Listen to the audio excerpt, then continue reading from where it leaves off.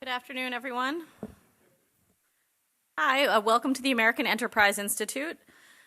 We here at AEI are concerned with, of course, a variety of policy issues, but at the heart of our mission is a desire to find out how to help Americans who find themselves on the margins of society. That includes exploring the role of early learning in increasing opportunity for disadvantaged families. Today we're going to talk about that in the context of what we might think of as the oldest form of early learning. Before the leapfrog tablet, before the ABC mouse, before Blue's Clues, and even before Sesame Street, there was this thing called reading aloud to kids. Today, it's something, of course, that mostly upper-class parents do for their kids, and even they really only do it for a few years before their kids learn to do it on their own. But our guest today says that reading aloud is vastly underestimated, not only as a way to teach kids how to read, but to strengthen relationships with family members, caregivers, and teachers. It is even, she argues, a way for adults to forge bonds in a society that is suffering from a crisis of isolation. So let me introduce her. Meghan Cox Gurdon is a writer, book critic, and the former foreign correspondent who has been the Wall Street Journal children's book reviewer since 2005. My own children actually read her recommendations religiously, and your children should too. Her most recent book, The Enchanted Hour, The Miraculous Power of Reading Aloud in the Age of Distraction, uses the latest neuroscience and behavioral research to explore the benefits of parents reading aloud to kids, and it will be available after the event. After Meghan gives a presentation, my colleague, Catherine Stevens, will offer a response. Catherine leads the Early Childhood Program here at AEI, where she focuses on the research, policy, and politics of early care and education. Before joining AEI, she founded and led Teachers for Tomorrow, one of the first teacher apprenticeship programs in the United States, which recruited and trained teachers for New York City's lowest performing schools. After Catherine's response, the three of us will have a short discussion, and then we will open it up for your questions. So please join me now in welcoming Meghan Cox Gurdon.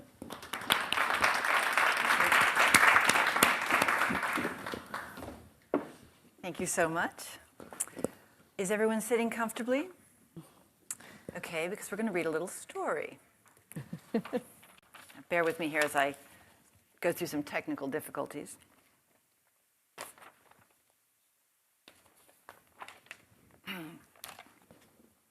We are going to read The Story About Ping by Marjorie Flack and Kurt Wiese. There it is. Are you comfortable, children? You are? Good. Once upon a time, there was a beautiful young duck named Ping. Ping lived with his mother and his father and 2 sisters and 3 brothers and 11 aunts and 7 uncles and 42 cousins. Their home was a boat with 2 wise eyes on the Yangtze River. Each morning as the sun rose from the east, Ping and his mother and his father and sisters and brothers and aunts and uncles and his 42 cousins all marched one by one down a little bridge to the shore of the Yangtze River. All day they would hunt for snails and little fishes and other pleasant things to eat. But in the evenings, as the sun set in the west, la la la la lay would call the master of the boat. Quickly Ping and all his many family would come scurrying. Quickly they would march, one by one, up over the little bridge and onto the wise-eyed boat, which was their home on the Yangtze River. Ping was always careful, very, very careful, not to be last, because the last duck to cross over the bridge always got a spank on the back. But one afternoon, as the shadows grew long, Ping did not hear the call, because at that moment Ping was wrong side up trying to catch a little fish. By the time Ping was right side up, his mother and his father and his aunts were already marching one by one up over the bridge. By the time Ping neared the shore, his uncle and his cousins were marching over. And by the time Ping reached the shore, the last of his 42 cousins had crossed the bridge. Ping knew he would be the very last duck if he crossed the bridge. Ping did not want to be spanked. So he hid. Ping hid behind the grasses, and as the dark came and the pale moon shone in the sky, Ping watched the wise-eyed boat slowly sail away down the Yangtze River. Okay, what just happened? Well, here you are, you're at AEI. Somebody just read you a children's book, so perhaps you had a feeling of slight weirdness, maybe a bit of discomfort that was happening. Or maybe you had a moment of recollection and you thought, wait, I remember that story. My grandmother used to read me that story. It was first published in 1933, so maybe your great-grandmother had read you that story. And maybe after a minute you began to relax a little, listening, thinking, it's kind of fun, it's kind of weird, it's not what I normally do at lunchtime. So that's what it might be like for you as adults. For a child, the experience of having a story read to them is one that contains multitudes, as Walt Whitman said of himself. And I'm going to break it down a little bit this morning, or this afternoon, whatever we're in, to give you an idea of why it is that social scientists believe that reading aloud is one of the most important things that we can do for a child's prospects in life. So these are the major pieces. Okay, so there is the story itself, the magic words, once upon a time. Those words signal that you're entering a realm of imagination, you're going through a portal, and you're going to be in the world of stories on the other side. There's the character of the whoever's in the story. In this case, Ping. He's young. He's a stand-in for any child who would be reading the story. You know, Ping doesn't know what to do. He doesn't want to get in trouble, so he hides. I still remember that scene when my grandmother read it to me. I still remember that feeling of fear and desolation and loneliness when you see, as you do there, look how small he is. Look how big the world is. He's an animal, again, that a child can identify with. And this, of course, gives a story like this one emotional resonance and helps for the child to experience feelings of empathy and sympathy. But leaving aside the story itself and the book, here's what else that happens when we read to a child. Sit together. First, there is a physiological reward, actual chemistry. Parent and child each experience what people quoted in my book describe variously as a bouquet or a tsunami of neurochemical benefits. Levels of the stress hormone cortisol drop. Levels of the bonding hormone oxytocin rise. You know, it feels good. You sit down with a child in a book and there's this feeling of release. Well, that isn't just in your imagination, it's an actual physiological chemical response. Secondly, as parent and child look at the book together, the child, unbeknownst to him or herself, will have deep cognitive engagement. During a read aloud, the child's brain networks, very important brain networks, are connecting and synchronizing. This is something I learned at the Cincinnati Children's Reading and Literacy Discovery Center, which is connected to Cincinnati Children's Hospital. The doctors there are putting children into fMRI scanners and looking at what happens in their brains when they're under various stimuli. And they're seeing how the different brain domains engage when a child is listening to a story, as opposed, for instance, to a video, which is an entirely different way of engaging the brain and not nearly so thorough. With still pictures like this one, as opposed to video, a child has a chance to look and respond and reflect, processing the visual stimulus, drawing on memory and his developing powers of introspection, which, by the way, with a small child may be nothing more than seeing the picture of Ping and thinking, just, bringing up a mental flash of a duck that that the child has seen somewhere else. Or it may be that sort of throb of recognition with poor Ping's predicament there where he's alone and doesn't know where his family has gone. We, as children, have that feeling. The voice, meanwhile, while the child is looking at the pictures, the voice is delivering words in what Dante described as everyone's first language, which is speech. So the brain is unpacking the semantics, making sense of the words that the child knows, words, in this case, such as mother, father, beautiful, afternoon, simple words that children would already know, but also noticing the words and concepts that the child may not really quite know. The idea of having 42 cousins, for instance, or snails and little fishes as something pleasant to eat, or a boat with wise eyes painted on the bow. And maybe the child is assigning a tentative meaning to unfamiliar words or words used in unfamiliar ways based on the context and syntax. An example of this in the story about Ping might be the word bridge, which is here, of course, not used as a bridge, or not referred to as a bridge for trains or cars, such as a child might see in their ordinary life, but a little ramp from the shore to the boat. So that might be something new. And the brain files it away in the data bank. Now, the more words that children hear, the more they have in that bank. Researchers at Indiana University have calculated that a child listening to just 2 picture books a day will, in the course of a year, hear 338,000 words that he or she might never have heard anywhere else. And that's only 2 picture books a day. That's 5 minutes, maybe. We know that children from word-rich, read-aloud households start life and school with an advantage. We know that their peers, children who grow up without a lot of words being spoken to them, without having a lot of stories, sorry, I'm losing my space here, start life at a comparative disadvantage. And the gap between these kids, variously assessed as a gap of 4 million words or 30 million words, depending on the calculus, that gap gets wider as children progress through the school years because vocabulary comes with its own built-in accelerant. I'm going to quote the neurobiologist Marianne Wolf, who I speak about in the book.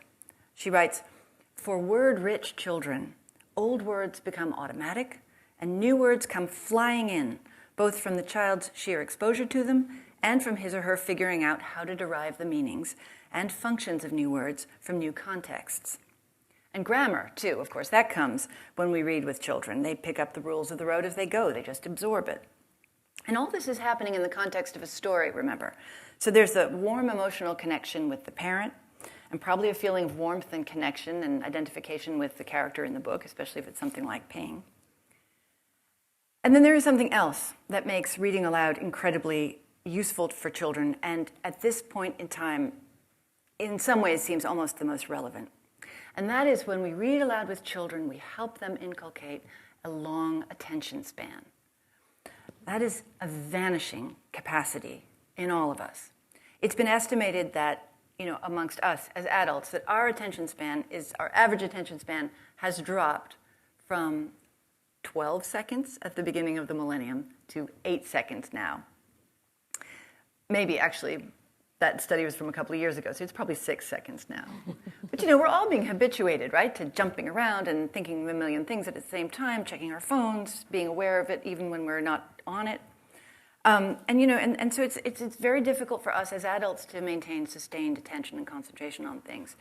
But for us, it matters maybe, as long as we can cover for it. Maybe it doesn't matter so much. But with children, it's absolutely essential that they be able to focus, that they be able to pay attention, and that they be able to listen in a sustained way when people are talking to them. Because without that capacity, they cannot succeed at school. In the early years, as Catherine knows, in the early years of education, most instruction takes place orally. So children, of course, when they're little, they're not looking at books and reading the instructions. The teacher is telling them what to do. A child, therefore, who comes from a read-aloud home, a word-rich home, is at immeasurable advantage over the child who isn't. And lest you think that the consequences are simply some airy thing like doing well in school, researchers at Oregon State University found in a 2013 study that the attention span persistence of 4-year-olds, that's what it's called, attention span persistence, predicted their math and reading achievement at age 21 and whether or not they would graduate college or university by 25. So there are real consequences if children do not get this time to focus, concentrate, enter, and be liberated from a story. Okay.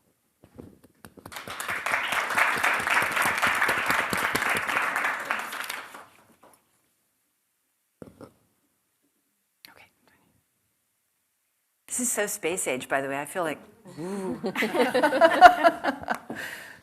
you go.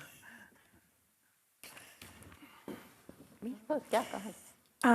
So thank you so much. That was beautiful, and I was extremely bummed that you stopped in the middle of that book. I'd be happy to finish. I almost want to ask you to do that. I had this. We're going to have Meghan come back at lunch, Yes, every couple of days. Isn't that We're all going to amazing? sit, eat our lunch, and listen to a nice story. Because I'm up for that, by the way. I have this recollection that Ping gets caught in a basket. It does.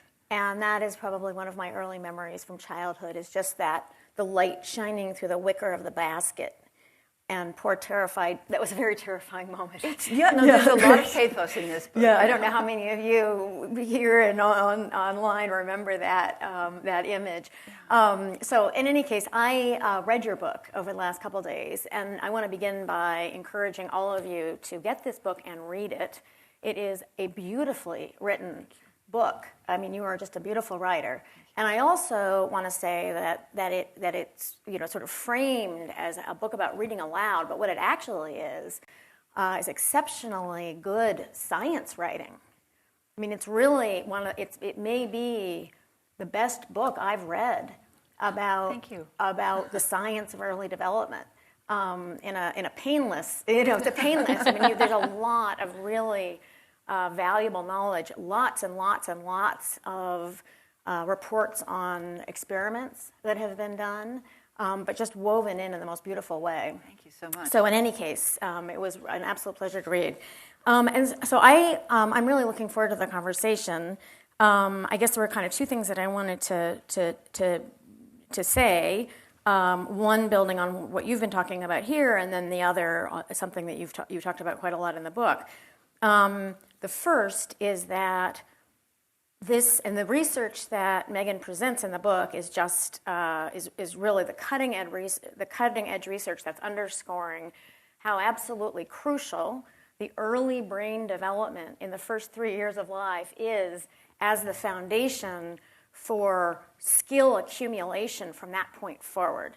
And that is just the key point. Human development is cumulative, and that's what we forget. So one of the things, for example, with vocabulary, it's not a question of, as you explained very clearly in the book, it's not a question of, well, these kids didn't get to hear a lot of words at home, so that's how come they have to go to pre-K so they can hear some extra words when they're 4, and then we hope kindergarten's really good so they can hear some extra words then too. So then they will sort of fill their cup up to an equivalent level with the same number of words. That is not how brains work. So what is occurring through the learning of vocabulary, that's almost more of an indicator than the thing that's actually happening. The brain is developing its structure, and in addition, the less important thing is the number of words that children are learning. What's really critical is their capacity to learn language, which you talk about in the book. So there's research that shows that children who have much smaller vocabularies, they accumulate new words much more slowly, right? So you're starting behind, and you get, as you talk about, more and more and more behind. That's actually just how it works.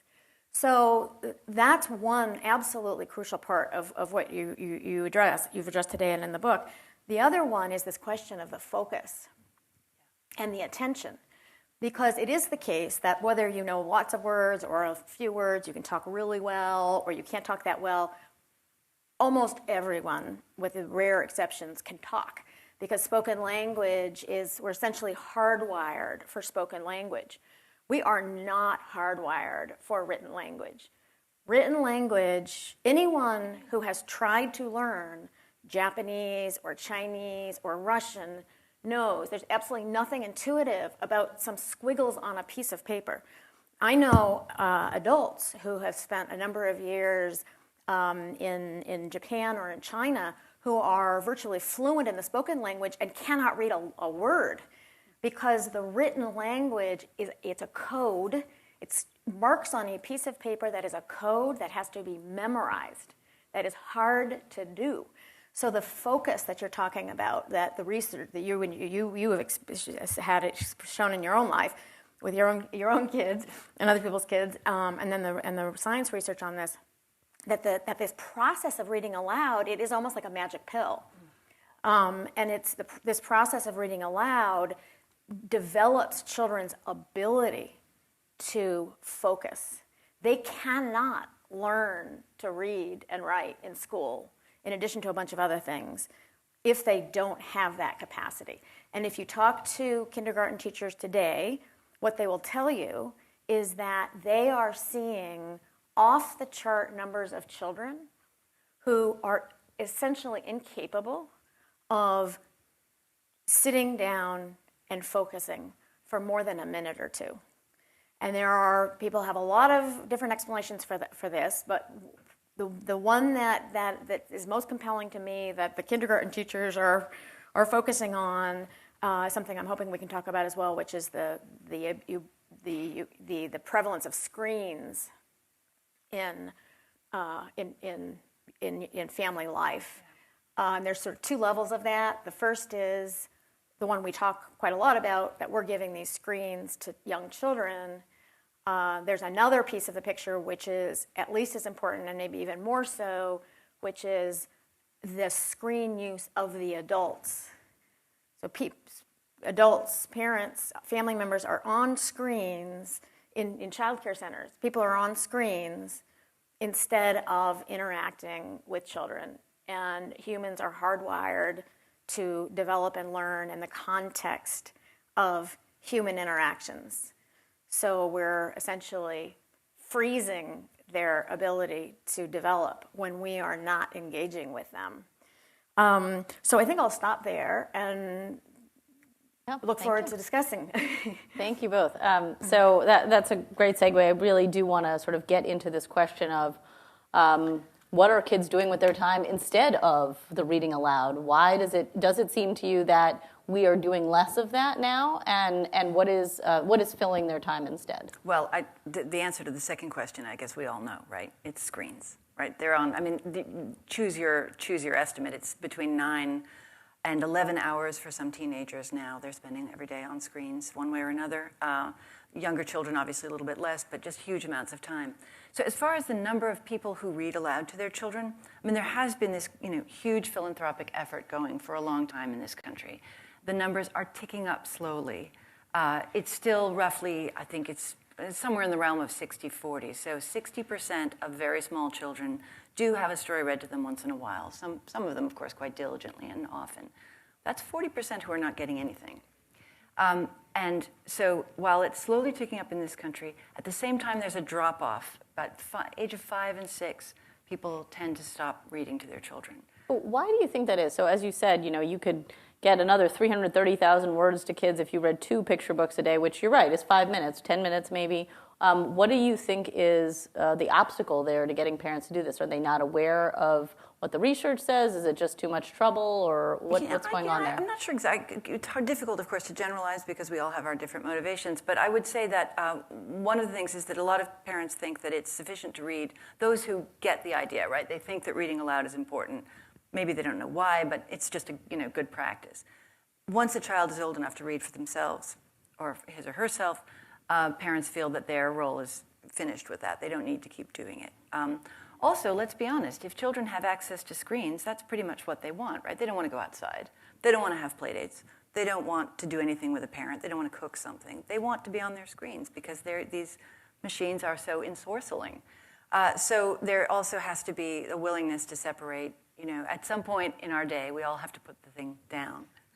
And to simplify it, what I've been saying to people about the book is, this is about putting down your phone, picking up a book, and reading out loud to someone near to you. Just as simple a message as I can possibly make. Because, right, the genie is not going back in the bottle. We have to live with these screens. How do we live in harmony, in greater harmony with them? But I want to just quickly go back to the idea of how many people are reading.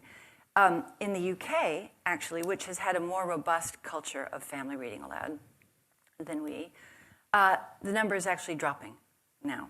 There was, amongst toddlers, there has been a shift, and reading aloud has gone down, and screen use has gone up, almost exactly the same. So they're not winning.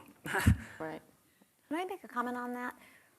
So I study early development, and Naomi asked me to be on to do this event with you guys, and I've learned that anything Naomi wants me to do is definitely going to be much more interesting than I might imagine if I didn't think it was already. So I always say yes. But to be honest, I was like, okay, well, that's sort of peripheral. This is just terrible, right? So this is to the point of why is this not occurring? And as I mentioned to you before the panel, in the beginning of January, I gave a keynote presentation to a statewide business gathering that the governor of Mississippi spoke at on early development. So Mississippi is taking this seriously enough that they asked me to come at the governor's request, actually, who made the concluding remarks, to talk about early development. One of the things that happened at the end of that event is I got an absolutely beautiful email from a guy in Mississippi who oversees a bunch of Mississippi factories. They have a practice of sending flowers to their employees of all levels when they have a baby. So this guy's already obviously somebody who's thinking about employee engagement. So he sent me this beautiful email saying after he'd seen my presentation, he was compelled to think of something better, and he wanted my advice on what could he do instead of sending flowers. Could he send information on brain development? Could he send a toy? And until I read Meghan's book, it did not occur to me that there was one answer to that question. My book, obviously. Well, I'm going to send it to all your employees. I am sending your book to the guy, but that this is, and afterwards I'm looking forward to getting your thoughts on who I can connect him with in terms of these not-for-profits that are working specifically on this issue. But this is just to say how much this is just not in the ether for cutting-edge thinking about brain development. And your book is so compelling in reminding us that this is the simplest, most pleasant thing. It is just win-win. It's win-win-win. And it's virtually free. Everyone loves it, and it has miraculous effects. So it's something that I think that there's, number one, just the problem of the screens, and number two, I think we have actually forgotten, and I think your book is potentially going to make an impact on bringing that from your lips idea to back. God's ears. Well, the pleasantness is actually something I wanted to ask about. A lot of discussion in early education now about reading is about getting kids to enjoy reading. Mm-hmm. And, that's even to the point where I think it's taking away from actually teaching them to read. But I'm sure there is something to that. I mean, if we can get kids to enjoy reading, it's something they're going to want to do on their own. Did you find that kids who were read to early were then more likely to enjoy or more likely to practice reading on their own? Like, how did the experience of this kind of being close to mommy and all the kind of physiological things, how did that translate into independent reading? I guess? I actually don't know the answer to that question, and I deliberately was not going for that, and I'll tell you why. There's a very wonderful book called the Read Aloud Handbook by Jim Trelease. It's been out for a long time, and it's excellent. And the purpose of that book is to enlist reading aloud as a mechanism for fostering independent reading later. And I wasn't looking at that because I thought that he's made that case. What I wanted to look at is just actually the magic of reading aloud itself and this kind of this unfurling of effects. There are so many domains of life in which it applies, and not only with children, by the way. We can, if we have time, we could talk about some of the effects that it has on older brains and also on relationships and alleviating loneliness amongst older people and actually improving marriages, apparently. Well, let's talk about the older kids, because I think that's one of the interesting parts. I mean, for me, the revelation of this book was that once my kids learned how to read on their own, I was like, fine, you can go read on your own. I'm going to read my book. You're going to read your book. Everything's fun, be fine. But the idea that, you were reading to your teenagers, how does that work, and what do you think it's doing for older kids who do have this capacity? Yeah, so I'm obviously, as you can imagine, a great believer in continuing to read to children basically until they kick you out. And I've been very lucky with some of my children. I have 5 children, and I think the oldest one, that is to say, the one who stuck with me longest, was 16 when she finally drifted off. I thought that was a real win. But what I found is, when the screens start coming into their lives, I was kind of a Luddite Amish type mother in the early years, and I tried to keep technology at bay, but I was not successful over the course of raising the children. And what I found was that independent reading diminished dramatically when screens became part of their life. And with many schools now, you can't get away from it. They expect your child to have a tablet, or they even outfit your child with a tablet or a laptop. Homework has to be done online, so it's very difficult, to police what's actually being done on the computer at what time. And so for me, for our family, I definitely felt that reading aloud was a way of maintaining their connection to, me, yes, but also to literature and long-form narrative when their attention had moved to screens. So whatever else was going on in life, we would sit in the evenings and I would read with them.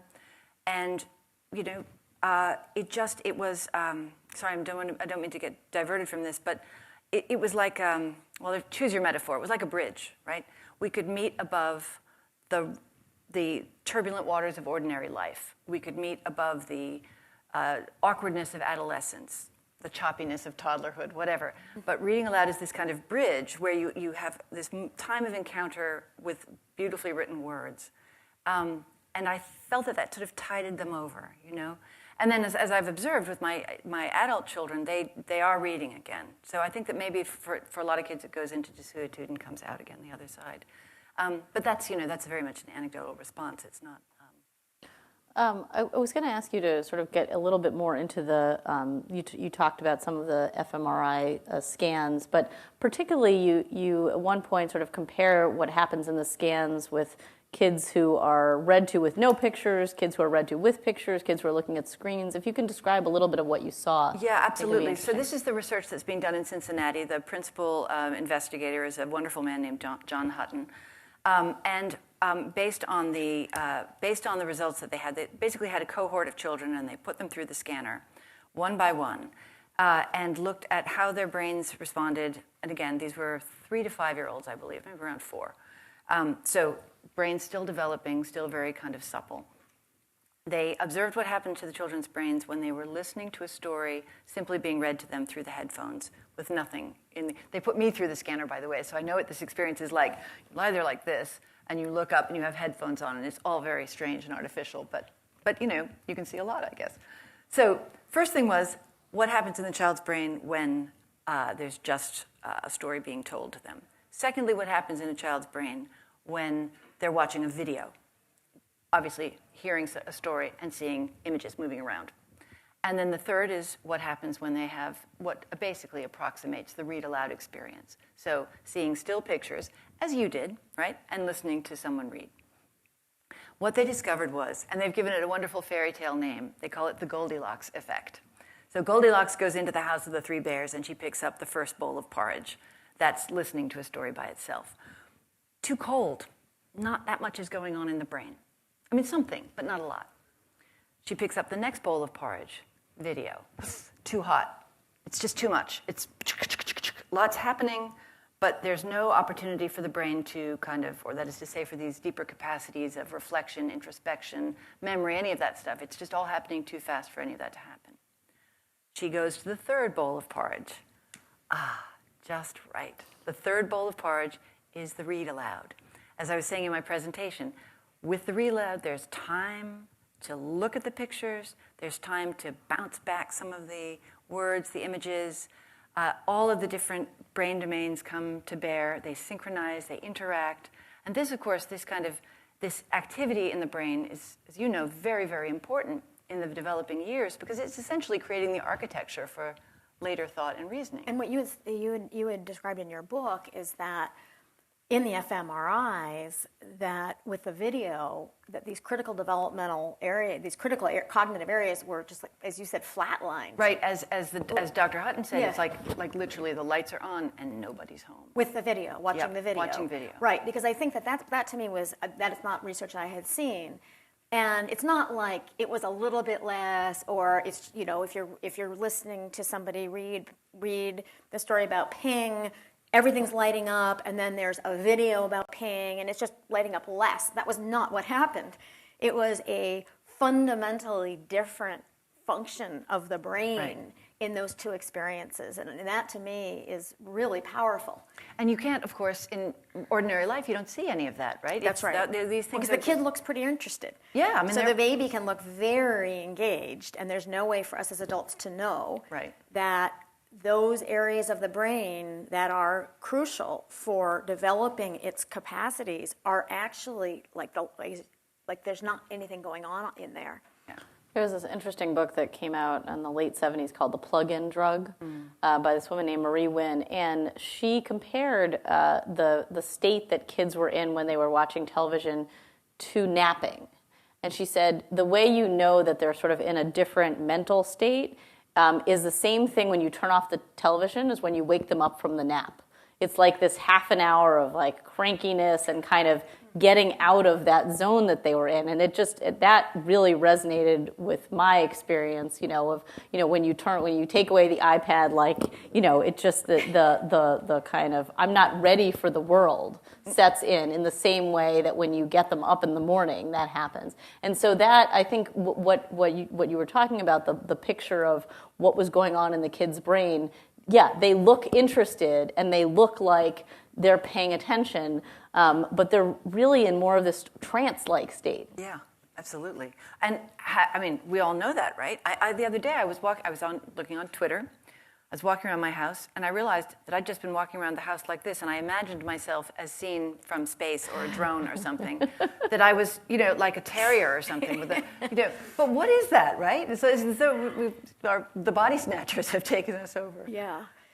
I wanted to ask you, Catherine, so in terms of getting, this kind of thing more on the radar of people, I know you just did something where you were talking about kind of a home visiting program where we're helping, parents who are not sure about the parenting skills. Is this something that's being incorporated into home visiting programs, in teaching parents how to parent? Yeah, so the event that I had last week with Ian Rowe, who runs a group of charter elementary schools in New York City, in the Bronx and Manhattan, and Sarah Walter, who runs the Parent-Child Home Program. What they're doing is, so Ian actually has a partnership with a pre-K program, so his kids, they're very low-income kids, are coming in even at pre-K, and he was, they're still really lacking in critical skills. It's still an uphill battle.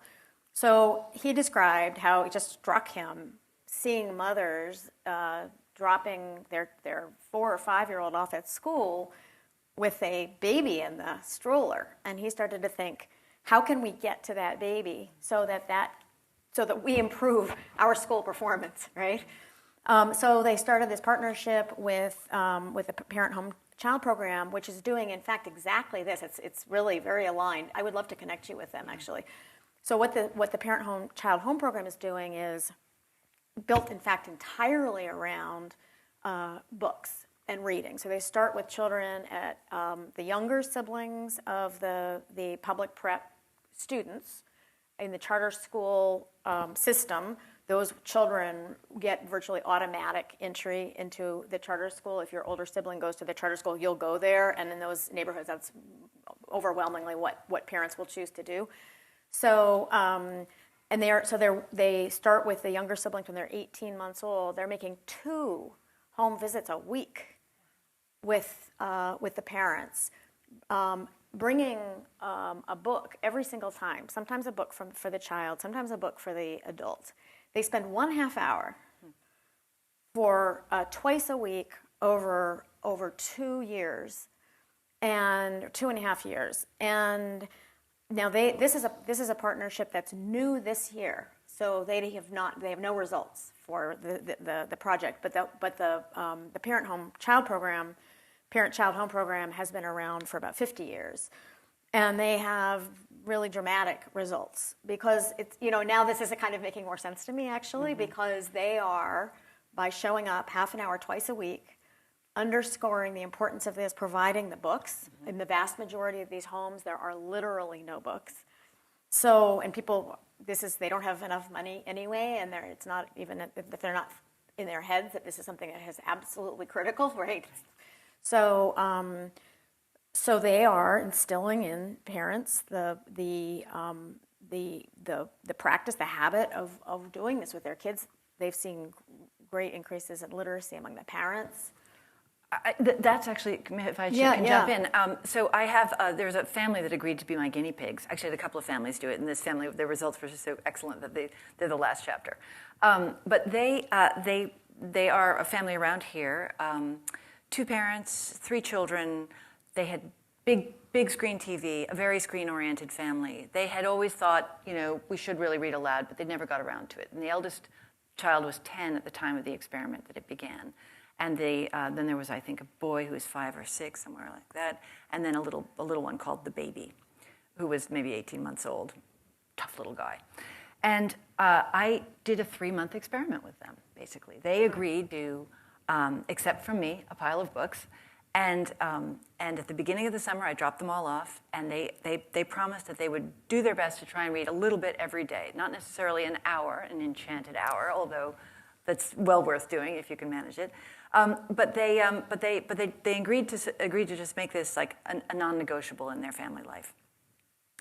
And 3 months later, I went back, and the place was transformed. It was unbelievable. The parents said, "We cannot get over it, how much has changed." I will say that the eldest child, who was the 10-year-old, the girl in the group, was always highly civilized. Her 2 little brothers were wonderful little barbarians, though. They hadn't, when I'd first shown up, they didn't know what, I didn't mean to diminish them and say that they didn't know what books were for, but they were probably kind of exciting to have some total stranger turn up with a pile of books. But they were literally pulling them out of the bag, pulling off the dust jackets, flinging them across the room, bang, bang, bang. And 3 months later, the little one in particular was just magical. He just crouched on the floor with his little diaper sticking out of his pants the way they do, turning through books. And the middle child, the parents said in particular, he was calmer all the time. It was as though he had in fact learned social emotional skills from books, as we know from the science that children do. Right. So it actually really works, and I'm delighted to hear about that program, because I think those families will find, when something works, when a product really delivers, right. You want more of that product. Right. Both for your child and for you. Oh, for sure. Right? Yeah. So I had one of the things that I think is sort of running through this is just the way that this, I guess, as you pointed out, is in your book, is through all of human history, or as far as we know, right? That this reading aloud or hearing spoken stories is a very important sort of reinforcement of our social bonds.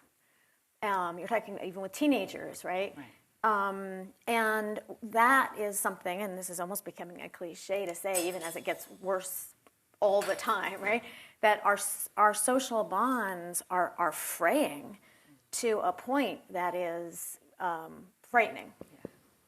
So this is one of the things that struck me when I was reading the book is we talk a lot about we talk quite a lot more these days about the impact of looking at screens on children and how reading aloud can help replace some of that screen time with a different kind of experience, right, that will actually enhance their development.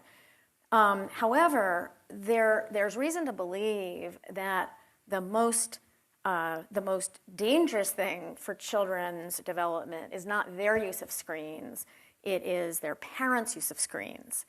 And one of the things I find really exciting about the potential of just promoting this very simple idea is that it will, in fact, serve to counteract this phenomenon where children, especially very young children, infants and toddlers, and older children as well, are so dependent on, so needing their parents' attention. And when parents are on their screens and that connection between the parent and the child is interrupted, that is actually not just an upsetting a moment. That is, there is a whole body of research showing that's damaging to children's development. So I just wanted to take a minute to talk about that research. In the 1980s, there is a man named Dr. Edward Tronick. He's a developmental psychologist. And he did a pioneering series of experiments called the still face experiment. So what he found was this was a series of experiments with babies as young as 3 or 4 months of age. They would come into the laboratory, and the baby would be sat in a high chair or a car seat kind of thing. He has the mother or the father, it does not matter which one, interact with the baby. Then he asks the parent to turn away Then turn back and face the child with a blank face. And what these experiments showed was that within seconds, the child's stress hormones started to elevate. The child becomes noticeably agitated. So if we, I think I have, here's, oops, no, this is actually the one, do the next one, sorry. This is the one that, there we go, this is it. Babies this young are extremely responsive to the emotions and the reactivity and the social interaction that they get from the world around them. This is something that we started studying 30, 40 years ago, when people didn't think that infants could engage in social interaction. In the still face experiment, what the mother did was she sits down and she's playing with her baby who's about a year of age. I'm like a girl. Oh. And she gives a greeting to the baby gives a greeting back to her. Yeah. This baby starts pointing at different places in the world, and the mother's trying to engage her and play with her. They're working to coordinate their emotions and their intentions, what they want to do in the world. And that's really what the baby is used to. And then we ask the mother to not respond to the baby. The baby very quickly picks up on this. And then she uses all of her abilities to try and get the mother back. She smiles at the mother. She points because she's used to the mother looking where she points. The baby puts both hands up in front of her and says, "What's happening here?" She makes that screechy sound at the mother, like, "Come on, why aren't we doing this?" Even in this 2 minutes, when they don't get the normal reaction, they react with negative emotions, they turn away, they feel the stress of it. They actually may lose control of their posture because of the stress that they're experiencing. Okay. I'm here. And what are you doing? Oh, yes. Oh, what a big girl. It's a little like the good, the bad, and the ugly. The good is that normal stuff that goes on, that we all do with our kids. The bad is when something bad happens, but the infant can overcome it. After all, when you stop the still face, the mother and the baby start to play again. The ugly is when you don't give the child any chance to get back to the good. There's no reparation, and they're stuck in that really ugly situation. So the point I want to make is this was a series of experiments that was done to be thinking about child neglect, because we think of child abuse as sort of the big problem, but in fact the vast majority of sort of abuse situations with children that are leading to poor developmental outcomes are neglect. You saw just 2 minutes of this as having this powerful impact on children. So the video that I want to show you now, we have to do questions. Yeah. This is the other one's really short. So there's, if you do look on YouTube under still face experiment, there are now actually a whole bunch of people doing the same experiment in the comfort of their own home, because babies, it's easy to do. You can do this experiment by yourself. It is now happening with cell phones. Yeah. So people are essentially doing, and by mistake, and not on purpose, still face experiment over and over and over again in their child's life via cell phone. So this is something I found on YouTube, where they were actually doing the experiment with a cell phone to show how the effect on the child. Oops, sorry, guys. Oh, I think we don't have the video. Go back. Yeah, there we go. Sorry.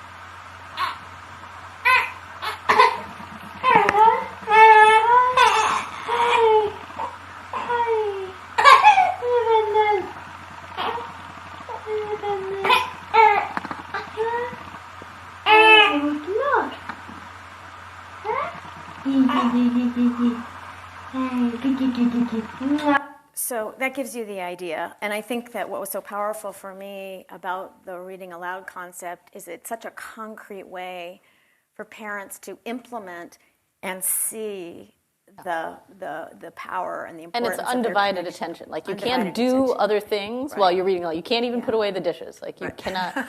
So, well, thank you for those. I just want to open it up for some questions. We have a few more minutes. If you want to just wait, there's a microphone and someone will come over to you. Right here. Hold on one sec. Here you go. Your research has taken you across any of the science, brain, and your cortisol, pitocin levels, that sort of thing, indicating whether a parent is more effective than a surrogate than another person who is not that main person.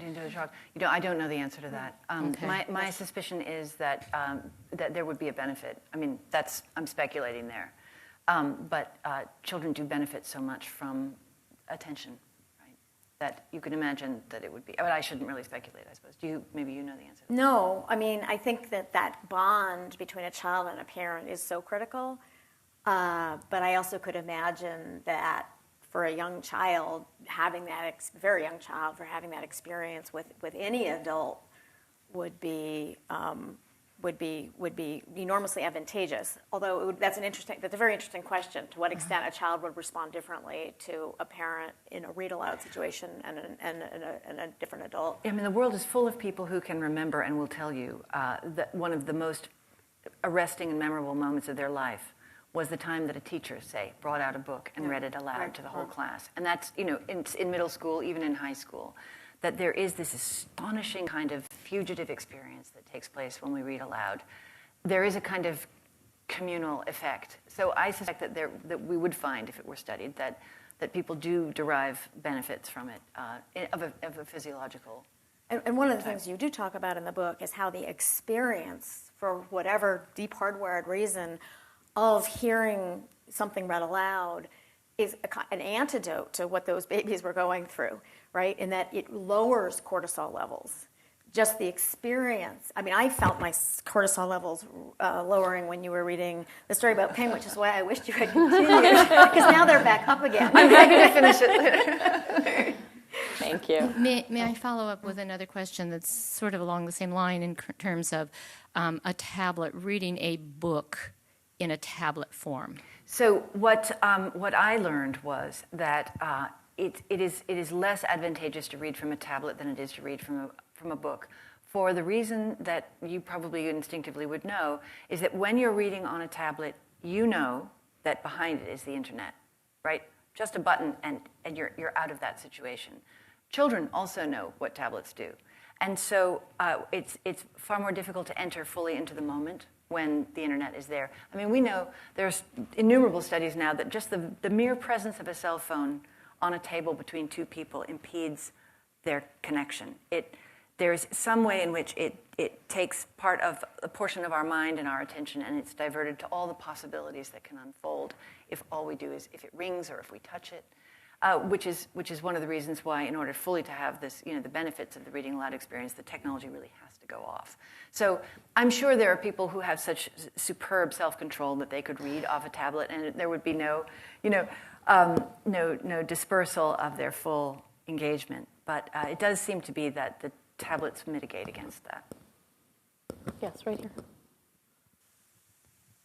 I'm kind of wondering if in the experiments that you saw / like your guinea pig families, if they were doing the read aloud time in place of screens rather in place of other idle playtime, and if that was a big difference, because you see what I'm saying? Yeah, absolutely. I don't know the complete answer to that. I think that it was probably in the case of the Rashid family, who I described earlier, that it would naturally have displaced screen time because they were a very screen intense family.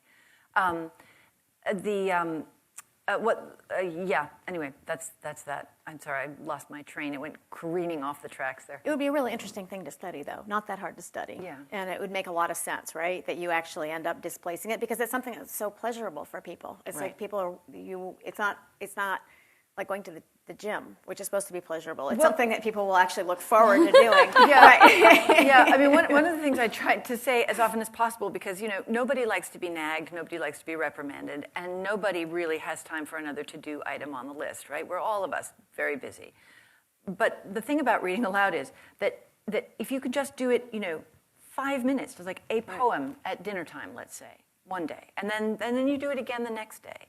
It's astonishing, and I've seen this with others, how that time begins to extend because, as you say, it's so unlike the rest of life. I actually find it was easier for me to do reading aloud than a lot of other kinds of interactions, particularly with very young kids. Like when, the kids are sort of less than a year old and you're sort of expected to, kind of be a one-woman show.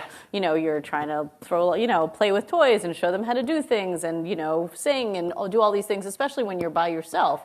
It could be a very artificial feeling to be that way with your kid. But if you just take out a pile of books and start reading through them, you're doing that job, but it requires sort of less of you're just coming up with things on your own. Oh, no, I think that's exactly right. And I will also say I was a very inexperienced mother. I'm an only child from a broken home, as my father will joke. And I didn't grow up around lots of little children. I didn't really know how to relate to little children. And I came home with a baby, and absolutely, the books were like a tutorial in how to be with children. Very useful. We have time for one more question. Yes. Visually beautiful, and that allows a child to imagine many things. And there's a lot of things on those pages for a child to focus on. It could have been the eyes on the boat or the ducks going up the ramp. Have you seen any research about the importance of that? Because it seems to me that you're also then introducing a child to art in some magnificent way. Chapter 7. Yes. Okay, I'm going to have to get that book. Oh, please do. No, absolutely. No. So, in terms of research, no, I don't know about that. What I do know, I'm absolutely using this as the camel's nose under the tent to make the case for beauty in childhood, right? That picture books are, I mentioned earlier that, 2 picture books a day gives you 438,000 words or whatever it is a year. But the illustrations are an entry point to everything. I mean, they're an introduction, as you say, to art, to all sorts of different schools of art. I mean, now we have children's books that are illustrated by the great artists, right? Because every museum, store has things like that. And so in this way, there's a wonderful aesthetic shaping that can begin in childhood. I mean, I always tried to find books that were wonderful to look at, but, even in kind of fairly lousy mass market, I don't want to name any brand names, but let's say product-oriented children's books, there's still visual interest, and that begins to shape the way a child sees things. Thank you. Thank you all for coming today. Yeah, thank you.